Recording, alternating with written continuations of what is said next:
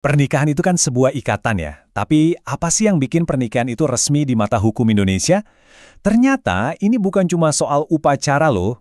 Hari ini kita bakal kupas tuntas. Bedanya apa sih secara hukum antara perkawinan yang dicatat negara sama yang enggak? Jadi, apa sih sebetulnya yang bikin sebuah pernikahan itu benar-benar sah di mata hukum? Apa bedanya ikatan yang diakui penuh sama negara dengan yang katakanlah cuma sah secara agama? Nah, ini nih pertanyaan utamanya yang bakal jadi inti dari obrolan kita kali ini. Oke, agenda kita hari ini kira-kira begini. Pertama, kita lihat dulu fondasi perkawinan yang sah itu apa. Terus kita bedah soal nikah siri. Abis itu kita bandingin langsung keduanya. Ada studi kasus juga soal perjanjian kawin, biar lebih kebayang. Dan terakhir, kita simpulkan, kenapa sih ini semua penting banget buat kita tahu? Oke, kita mulai dari yang paling dasar dulu ya. Biar paham, hukum di Indonesia itu sebenarnya udah jelas banget. Ada dua pilar utama, dua syarat yang harus dipenuhi supaya sebuah perkawinan itu dianggap sah dan diakui oleh negara. Nah, ini dia nih dua pilar itu sesuai sama pasal 2 Undang-Undang Perkawinan. Yang pertama, perkawinan itu harus sah dulu menurut agama dan kepercayaan masing-masing. Ini syarat utamanya. Tapi tunggu dulu. Itu aja belum cukup. Langkah kedua, yang nggak kalah penting adalah perkawinan itu wajib dicatatkan oleh negara. Poin pentingnya di sini adalah upacara agama itu memang mengesahkan ikatannya secara spiritual, tapi yang ngasih kekuatan hukum yang bikin negara melihat pernikahan Anda itu ya pencatatannya, bisa di KUA atau catatan sipil. Tanpa pencatatan itu, ya perkawinan itu seolah-olah gaib di mata hukum. Artinya, semua perlindungan hukumnya juga nggak berlaku. Oke, sekarang kita lihat sisi lainnya. Anda pasti udah sering banget kan dengar istilah nikah siri? Nah, yang perlu dicatat nih, nikah siri itu istilah yang populer di masyarakat aja ya, bukan istilah hukum resmi yang ada di undang-undang kita. Gampangnya gini, nikah syiri itu perkawinan yang udah memenuhi syarat pertama, yaitu sah secara agama, tapi sengaja atau enggak dia loncat atau enggak ngerjain syarat kedua, yaitu pencatatan di negara. Ini dia intinya, sah di mata agama, tapi tak terlihat oleh negara. Jadi secara ritual, secara kepercayaan, mereka itu udah suami istri.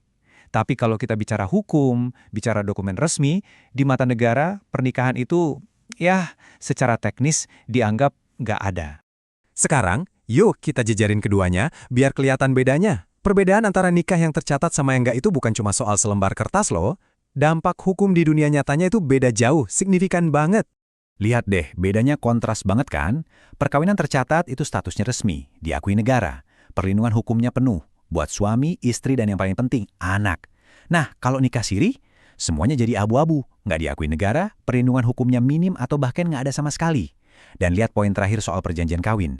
Ini contoh yang pas banget buat nunjukin konsekuensinya, yang bakal kita bahas lebih dalam sekarang. Biar makin kebayang dampaknya, kita pakai contoh perjanjian kawin atau prenuptial agreement.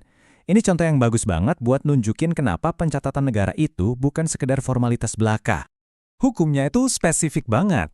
Di pasal 29 Undang-Undang Perkawinan, dibilang kalau perjanjian kawin itu biar sah dan mengikat, harus disahkan oleh pegawai pencatat perkawinan atau notaris. Coba perhatiin kata kuncinya di situ, pegawai pencatat perkawinan. Nah, di sini letak masalah utamanya. Karena nikah siri itu nggak didaftarkan ke negara, ya jelas nggak ada yang namanya pegawai pencatat perkawinan yang terlibat. Otomatis syarat hukum utama buat mengesahkan perjanjian kawin jadi nggak bisa dipenuhi. Gagal syarat gitu. Terus gimana nasib perjanjian itu? Statusnya jadi turun kasta. Dari yang seharusnya jadi perjanjian kawin yang diatur khusus sama hukum perkawinan, dia malah jadi sekedar kontrak perdata biasa. Jadi tunduknya ke KUH Perdata. Jelas kekuatan hukumnya beda banget dan nggak didesain khusus buat ngatur urusan rumah tangga. Oke, setelah kita lihat semua tadi, kita sampai di kesimpulan. Kenapa sih semua ini penting banget? Ini bukan soal meremehkan ikatan agama ya, sama sekali bukan. Tapi ini soal konsekuensi yang sangat nyata dan praktis dalam kehidupan sehari-hari. Pencatatan oleh negara itu ibarat kunci yang membuka banyak banget pintu hak-hak dasar kita. Ini buat mastiin suami dan istri punya hak yang dilindungi hukum, buat mastiin anak-anak punya status hukum yang jelas, urusan warisan jadi nggak ribet. Dan yang paling penting, kalau amit-amit ada masalah, ada sengketa, kita punya dasar hukum yang kuat buat cari keadilan. Pada akhirnya, ini intinya. Mencatatkan perkawinan itu adalah cara kita ngasih jaring pengaman hukum buat keluarga, buat orang-orang yang paling kita sayang.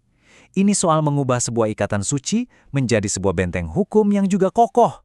Dan sebagai penutup, saya mau tinggalin satu pertanyaan buat kita renungkan sama-sama. Di tengah hidup yang serba nggak pasti ini, apakah rasa aman yang sifatnya pribadi dan spiritual itu aja udah cukup? Ataukah kita juga butuh jaminan keamanan yang nyata yang diberikan oleh hukum negara? Coba deh, direnungkan.